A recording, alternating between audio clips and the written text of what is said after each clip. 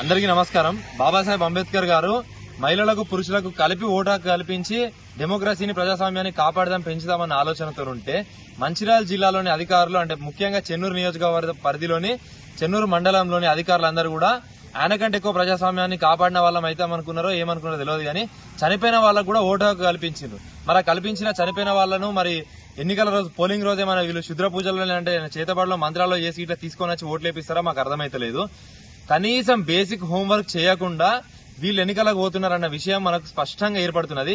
ఇప్పుడు నించుంటున్న ఇండిపెండెంట్ అభ్యర్థులు కావచ్చు, బీజేపీ కావచ్చు, కాంగ్రెస్ కావచ్చు, కాంగ్రెస్ వాళ్ళంటే వాళ్ళకి ఎట్లా అయ్యే ఓట్లు యూజ్ అవుతాయని చెప్పేసి వాళ్ళు భావిస్తున్నారు. మిగతా పార్టీల వాళ్ళందరూ కూడా భయపడుతున్నారు. ఆ పార్టీలకు మద్దతు తెలుపుతున్న వాళ్ళందరూ కూడా భయపడి ఏమంటున్నారు, ఇప్పుడు 80 ఓట్లు జనరల్ గా వార్డు మెంబర్లకు పోటీ చేస్తే 5-6 ఓట్లతోనే గెలిపోవడం అనేవి మాకు తేటతెల్లం అయిపోతాయి. సర్పంచ్ అభ్యర్థులు వాళ్ళకు 10-15 ఓట్లు 20 ఓట్లతోనే గెలిపోవడంలో తెలుస్తుంటాయి.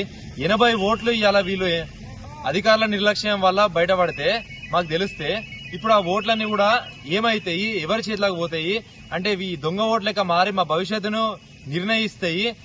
అంటే ఏమైపోవాలి, ఇది ఫ్రీ అండ్ ఫెయిర్ ఎలక్షన్ కాదు, జరగట్లేదు అని చెప్పేసి వాళ్ళందరూ భయపడుతున్నారు.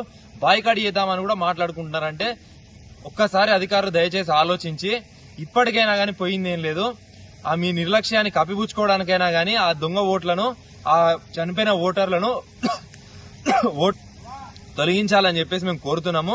తొలగించితేనే ఈ ప్రజాస్వామ్యంలో కిష్టంపేటలో కాపాడిన వాళ్ళు అవుతారు, మీరు ఫ్రీగా ఫెయిర్ గా ఎలక్షన్ జరిగిన వాళ్ళు అవుతారు, జరిపించిన వాళ్ళు అవుతారు, మాకు కూడా నమ్మకం ఉంటుందని చెప్పేసి తెలియజేస్తున్నాము. కాబట్టి అధికారులు ఎవరైతే బాధ్యులో వాళ్ళు ఇప్పటికైనా కానీ స్పందించి దయచేసి ఆ ఓట్లను తొలగించి ఎలక్షన్ సక్రమంగా జరిగేటట్టు చూడాలని చెప్పేసి కోరుతున్నాం.